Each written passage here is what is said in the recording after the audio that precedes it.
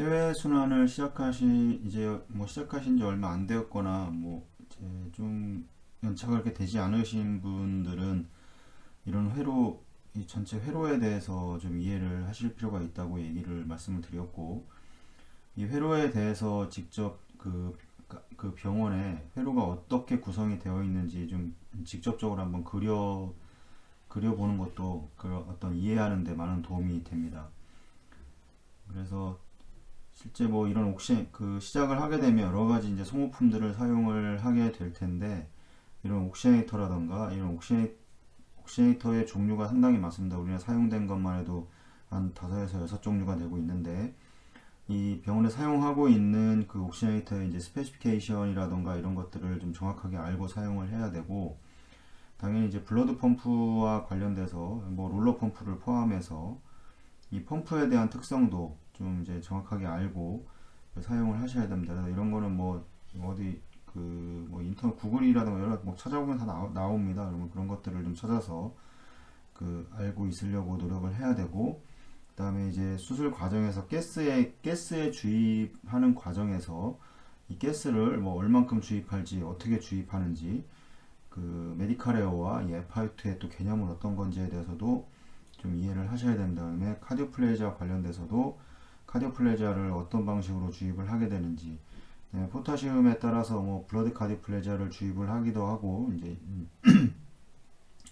그 다음에 크리스톨로이드 제제를 통한 이제 카디오플레이지아를 주입을 하게 되는데, 이제 그런 방식은 어떻고, 그 다음에 이 심장을 프로텍션 하는 그 방식은 또 어떻게 진행이 되는지, 이런 거에 대한 이론들을 좀 정확하게 이해를 하셔야 되고, 그런 거를 하려고 노력을 하셔야 되고, 그 다음에 체외순환을 이용해서는 여러 가지 옥시네이터라든가 센트리퓨갈, 아트리얼 필터, 여러 가지 커스텀 이 튜빙 팩들을 이용을 해서 다 이제 회로를 연결을 하고, 그 다음에 이제 이런 어떤 캐놀라를 통해서 이제 드레인과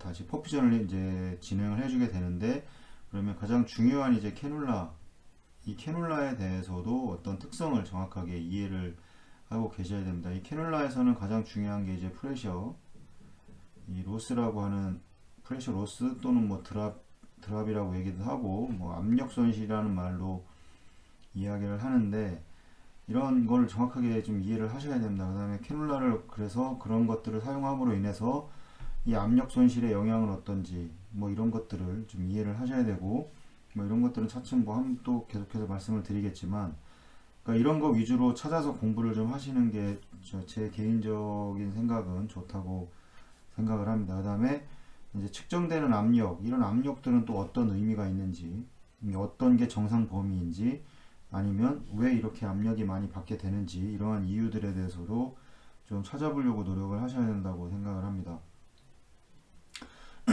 CPV 회로의 이제 구성과 이해는 이 정도로 했고, 이 CPV 회로의 구성과에서 여러 가지 말씀드렸던 옥시네이터, 센트리퓨갈 옥시네이터, 여러 가지 캐놀라 이런 것들은 또 얘기를 계속 말씀을 드리겠지만, 이런 것도 계속 궁금증을 가지고 찾아보셨으면 좋겠습니다. 그래서 오늘 이제 블러드 펌프와 관련돼서 좀 말씀을 드릴 텐데,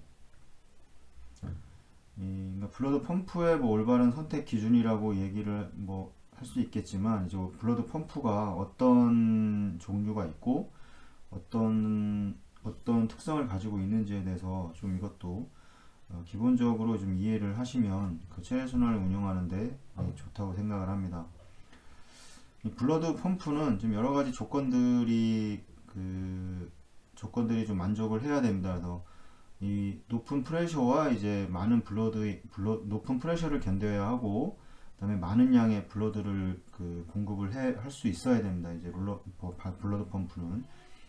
그다음에 이제 이 혈액에 인플라메이토리 레스폰스라던가 이제 블러드 코아굴레이션이 이제 발생하지 않아야 되고, 이게 시스테믹 인플라메이토리 리스폰스 SIR이라고 그래가지고 이제 여러 가지 반응들이 있는데, 이런 것들이 이제 없는 게 좋다고 할 수 있고, 그 다음에 캘리브레이션이 쉬워야 되고, 그 다음에 이 자동적으로나 아니면 그 수동적으로 이제 오퍼레이션이 이제 가능해야 됩니다. 이런 조건들이 필요하게 되고, 디자인이 너무 또 복잡하면 또 문제가 될 수 있겠죠. 그래서 이 디자인이 간단해야 되고, 그다음에 이제 그 센트리퓨갈이든 뭐 롤러 펌프든 이 어떤 그 스태그네이션, 그 어떤 혈액의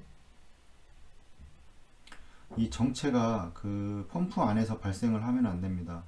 이 스태그네이션이라고 하는 거는 결국에는 혈액의 정체가 이제 돼서 시간이 지나게 되면 이제 결국에는 클랏으로 작용을 하되고, 이 클랏이 이 혈관을 통해서 들어가게 되면 이것들이 다 이제 혈전으로 어디를 그 어떤 문제들을 발생을 시키기 때문에 이 스태그네이션이 발생을 하지 말아야 되고, 그 다음에 이제 터뷸런스 플로우가 그 발생을 하면 안 됩니다. 그래서 우리 플로우를 크게 터뷸런스 플로우와 이제 라미나 플로우 두 종류로, 터뷸런스 플로우와 이제 이 라미나 플로우로 나누게 되는데, 뭐 이것도 또 설명을 드리겠지만 나중에, 이 터뷸런스 플로우는 결국에는 이 스태그네이션과 연관인도 깊은데, 이 터뷸런스 플로우는 또 터뷸런스 플로우로 인해서 뭐 혈액 손상이라던가 그 어떤 이제 클러스들을 발생시키는 하나의 원인이 되기 때문에 이런 조건들을 만족하면 좋습니다. 그다음에 미니멀 플로우가 가능해야 됩니다. 그 미니멀 플로우가 가능해야 되고, 그 다음에 미니멀 이제 블러드 데미지가 이제 적어야 되는 이런 여러 가지 그 이런 조건들을 이렇게 가지고 있습니다. 프레셔를 견뎌야 되고, 많은 프레셔도 견뎌야 되지만 이제 많은 양의 혈액을 공급을 해줄 수 있어야 되고, 어떤 인플라메이토리 리스폰스라던가 이런 코아뷸레이션이 없어야 되고, 그 다음에 캘리브레이션이 쉬워야 됩니다. 캘리브레이션이라고 하는 거는 뭐 이 센트리퓨갈과 롤러 펌프의 캘리브레이션 자체는 좀 다르죠. 이 센트리퓨갈 자체는 어떤 이제 플로우의 이 캘리브레이션을 이야기할 수 있겠지만, 이 롤러 펌프에서의 캘리브레이션은 이 롤러와 이 롤러 이제 레이스웨이라고 그러는데, 이 롤러에 보면 이렇게 그 롤러가 이제 위치되어 있는 이렇게 감길 겁니다. 튜빙이. 이 레이스웨이에서의 이 롤러와 이 월과의 이 간극 조절이 상당히 중요합니다. 그리고 오클루전이라고 그러는데, 이 오클루전을 정확하게 해야지, 이런 캘리브레이션이 이제 정확하게 돼야지 그 체외순환 과정에서 이런 스태그네이션이나 이런 터뷸런스 플로우와 관련이 깊기 때문에 이 오클루전 관련돼서는 또 뒤에서 말씀을 또 드리도록 하겠습니다. 그러니까 미니멀 플로우도 돼야 되고, 그 다음에 이제 데미지도 적어야 되는 이런 조건들을 지금 전체적으로 만족을 해줘야 되는 이런 특성들이 있습니다.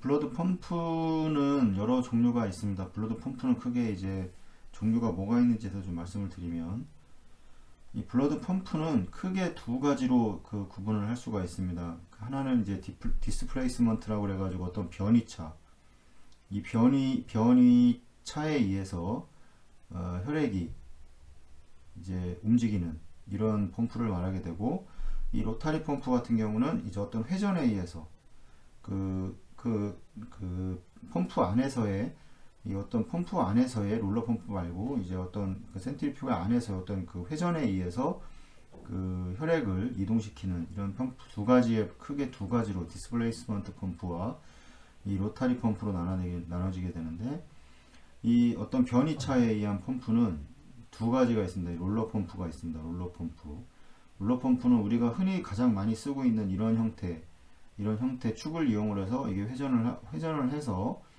이 플로우가 가고 이게 이쪽으로 넘겨가면서 어떤 변이에 의해서 움직이게 되는 이제 어떤 롤러 펌프가 있고, 이 롤러 펌프는 이제 어떤 오클루전이 이제 오클루시브하게 그 어떤 그 캘리브레이션을 해줘야 되는 상태고, 이 똑같이 롤러 펌프인데 이제 오클루시브를 하지 않아도 되는 이런 롤러 펌프가 있습니다. 이게 두 가지 크게 이렇게 두 가지로 나눌 수가 있고, 그 다음에 이 로타리 펌프 같은 경우는 어떤 회전에 의해서 오기 때문에, 회전은 크게 이제 이 회전에 의해서 혈액을 이동시키는 펌프는 크게 세 가지로 나눌 수가 있습니다. 엑시알 펌프와 다이아고널 펌프, 그 다음에 이제 현재 많이 사용되고 있는 심장 수술에서 가장 많이 사용되고 있는 이 센트리퓨갈 이 펌프가 이렇게 되어 있는데, 심장 수술과 이제 에크모에서 가장 많이 이제 사용되고 있는 게 이 센트리퓨갈 펌프입니다. 이 두 개의 펌프는, 이 엑시알 펌프의 경우에는 이제 엘바드라든가 이런 어떤 비싼 제품에 들어가는 그런 펌프를 얘기를 하게 되고,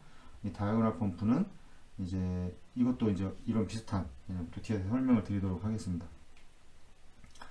디스플레이스먼트 펌프는 크게 롤러 펌프와 이제 롤러 펌프의 두 개와 이제 오클루시브와 논 오클루시브로 이렇게 나눠지게 되고, 이 오클루시브는 현재 가장 우리 그 펌프에서 흔히 볼 수 있는 우리 그 사용되는 그 펌프를 말을 합니다. 이 논 오클루시브 펌프는 아마 우리나라에는 없는데 외국에서는 이게 사용되고 있는 펌프입니다. 이 롤러 펌프, 그러니까 이 오클루시브한 어떤 그 간격 조절을 해야 되는 이런 펌프는 뭐 역사는 뭐 이런 식으로 뭐 특허를 도입을 했다고 하고, 그 반대쪽에 위치한 이제 두 개의 롤러가 이제 튜빙을 이제 눌러서 이제 혈액을 밀어내는 방식입니다. 아주 예전에는 이렇게 뭐 롤러가 지금은 이렇게 180도로 그 양방향의 롤러가 있지만, 예전에는 뭐 이렇게 세 방향 이렇게 세 방향으로 해서 이렇게 회전을 하는 이런 펌프도 있다고 했었는데, 뭐 혈액 손상이라던가 이런 것들 때문에 이제 양방향으로 하는 이렇게 바뀌었다고 합니다. 그래서 그 이제 작업 공간 내에서 이제 일정한 용량 변화에 의한 이제 에너지의 이동인데, 여기에서의 용량 변화는 이제 RPM과 회전수와 결국에는 이제 이 튜빙 사이즈에 따라서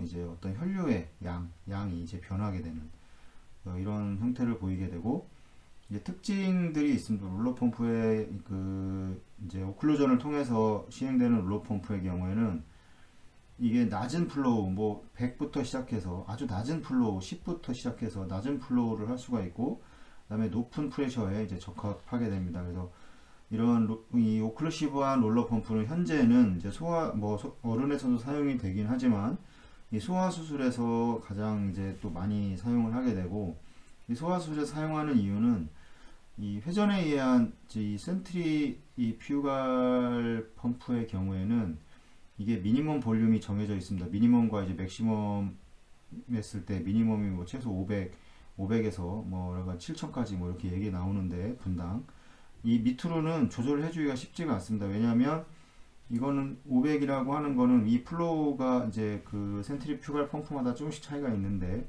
이 500이라고 하는 거는 이 회전에 의해서 그 혈류를 공급을 해줘야 되기 때문에, 이 앞에 이제 아트리알 이 어센딩 에올타에 보통 이제 캐놀라가 상관이 되어 있는데, 그럼 이 어센딩에서 이 심장에서 이게 LV에서 박출하는 이 플로우 자체를 좀 이겨야 됩니다. 이 압력 자체를 이겨야 되기 때문에 어느 정도의 그 기본적인 회전수가 필요합니다. 그래서 이 회전수가 낮다 그러면, 만약에 기본적으로 뭐 2000rpm 정도를 기본으로 한다, 올려놓고 해야 된다.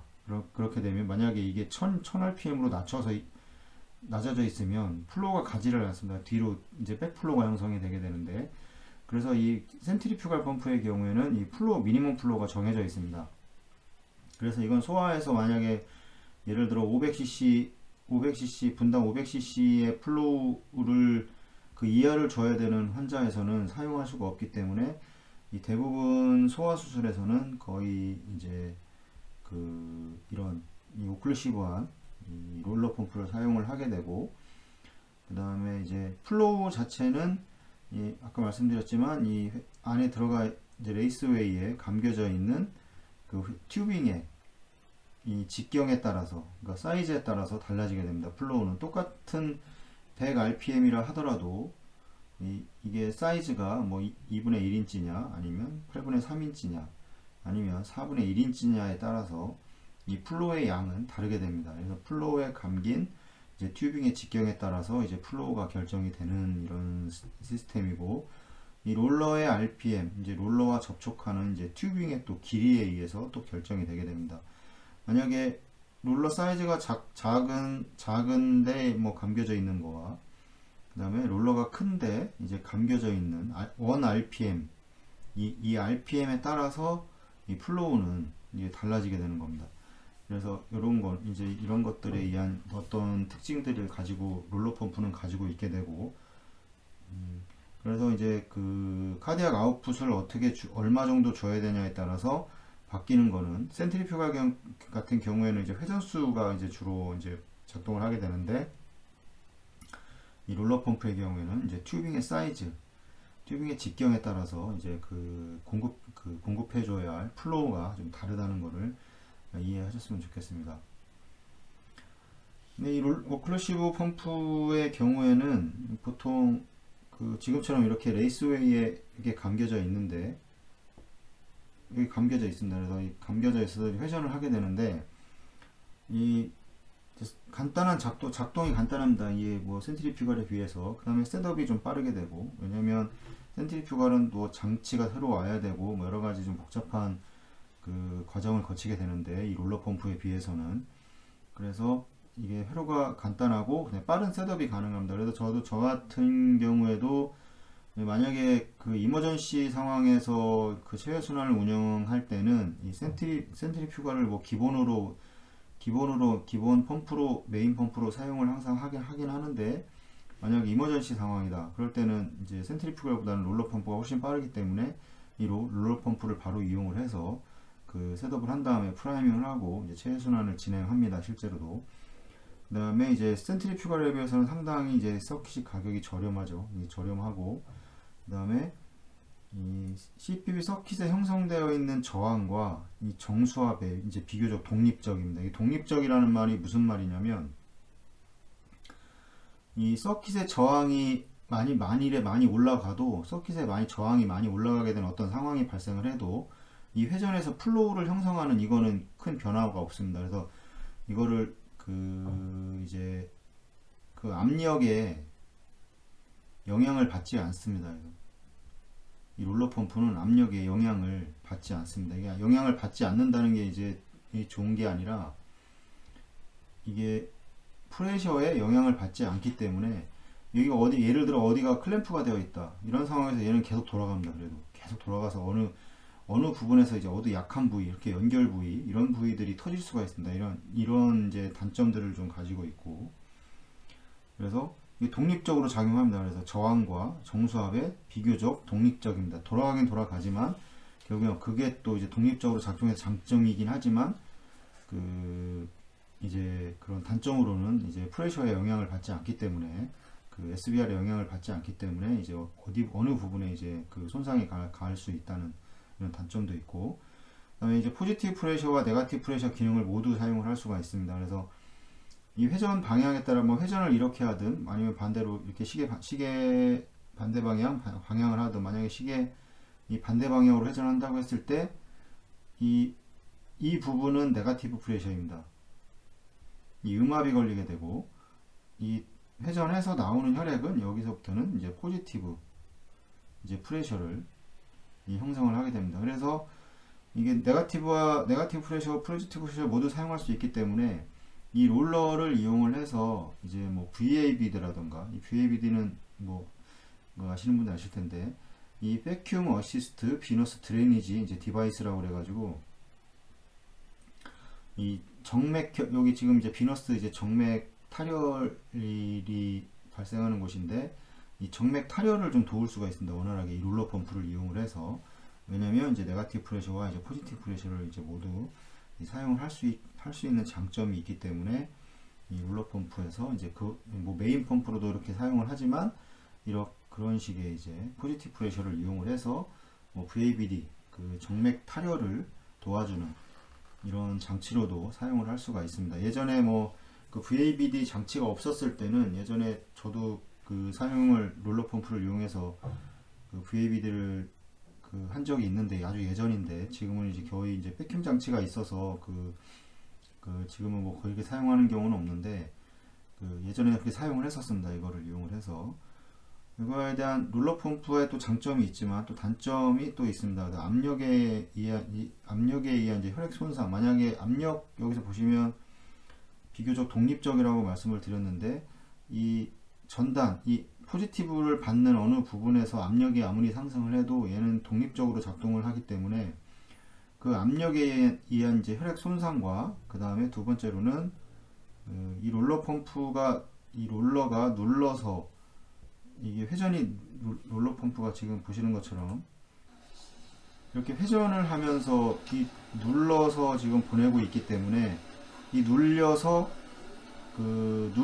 회전을 하는 동안 이제 혈액 손상이 발생을 할 수가 있고, 그 다음에 요거는 이제 실리콘인데 이 튜빙에 이제 스팔레이션, 이제 분쇄가 일어날 수가 있습니다. 그래서 지금은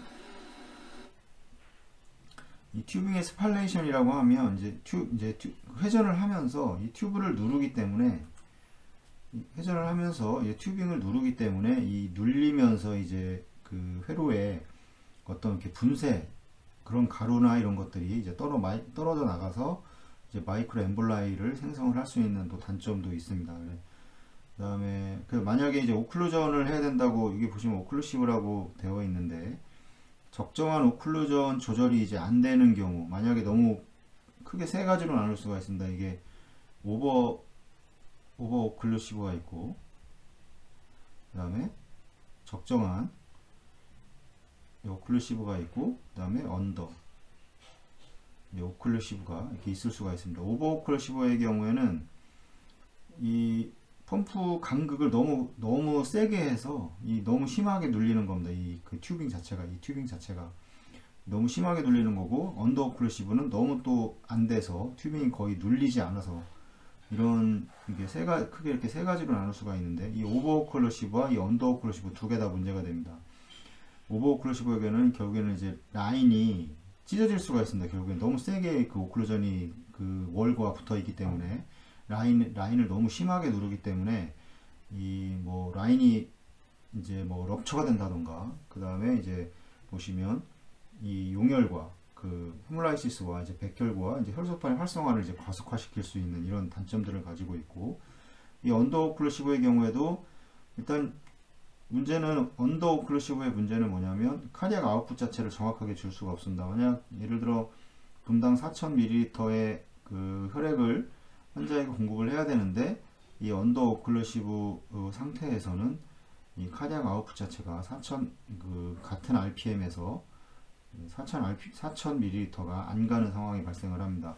그 다음에 또 다른 문제는 이제 그 언더 오클루시브가 발생을 하게 되면 이제 아까 말씀드렸던 이제 터뷸런스 플로우가 발생을 해서 똑같이 이제 어떤 헤몰라이시스라든가 이런 문제를 발생을 시킬 수가 있기 때문에 이 롤러 펌프를 사용함에 있어서는 가장 중요한 게 이 정확한 오클루시브를 시행을 해야 됩니다. 이거 뭐 오클루시브 하는 방법은 여러 가지, 뭐 크게는 두 가지로 나눌 수가 있습니다. 물기둥법이라고 하고, 그 다음에 하나는 이제 그 압력으로 하는 이 프레셔로 할 수가 있는데, 이제 물기둥법의 경우에는 이제 보통 30대 1대1의 법칙을 사용을 합니다. 이 30인치 높이에서 1분에 이제 1cm가 움직이는 거리를 가장 이제 아이디얼한 그 오클루전이라고 얘기를 하는데, 그 다음에 프레셔의 경우에도 이제 그 회로의 프레셔를 어느 적정 이상 올려놓고 뭐 1초에 뭐 2초에 뭐 1mm 머큐리씩 떨어진다던가 이런 식의 이제 압력으로 이런 식으로 오클루전을 정확한지 아닌지 확인을 할 수가 있고, 이런 부분은 실제 체외순환을 운영하면서 직접 보고 배워야 되는 거기 때문에 이런 부분에 대해서도 있다는 거를 알고 계시면 롤러 펌프를 사용하는 병원에서는 그런 부분에 대해서 또 교육이 될 거고, 교육이 될 거라 생각을 합니다. 그래서 이런 식의 이제 그 롤러 펌프에서 오클루시브의 상태에서는 이런 식의 이런 장점과 단점, 어떤 이런 특징들을 가지고 있다는 거를 이해하셨으면 좋겠습니다. 다음 시간에 또 그 블러드 펌프의 종류에 대해서 또 말씀을 드리도록 하겠습니다.